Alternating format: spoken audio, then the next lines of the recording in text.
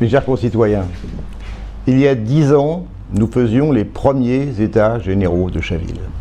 C'était un exercice original, un exercice véritablement nouveau pour la ville et qui permettait à chacune et à chacun d'entre vous de pouvoir s'exprimer pour dire quelle pouvait être dans son esprit la ville de demain qu'il l'espérait.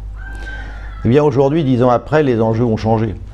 Même si dans ces premiers états généraux, nous avions pu définir ce qui a été en définitive le plan d'aménagement et de développement durable et le plan local d'urbanisme, c'est vrai que ça a permis la transformation de la ville, ça a permis une renaissance de Chaville.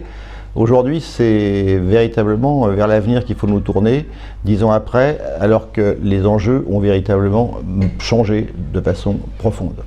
Profonde parce que le paysage institutionnel, évidemment, a évolué. Nous sommes aujourd'hui dans la métropole du Grand Paris.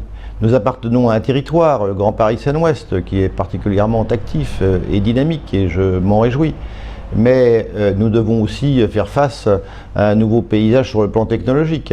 Technologique parce que le numérique qui n'existait, qui balbutiait simplement il y a 10 ans, est aujourd'hui véritablement entré dans les familles, dans la société, dans la vie communale de façon extrêmement importante.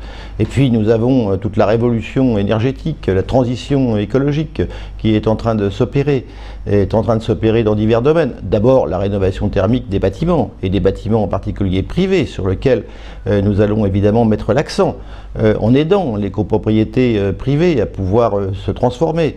Et puis la mobilité, elle se fait également dans le domaine des mobilités, avec la mobilité électrique, la mobilité GNV, et puis la mobilité demain qui se traduira par les voitures autonomes, et ça c'est quelque chose qui apparaîtra très rapidement. Tout cela, nous devons nous y préparer. Nous y préparer avec les bases que nous avons construites au cours de ces 10 dernières années, mais évidemment avec des outils probablement différents.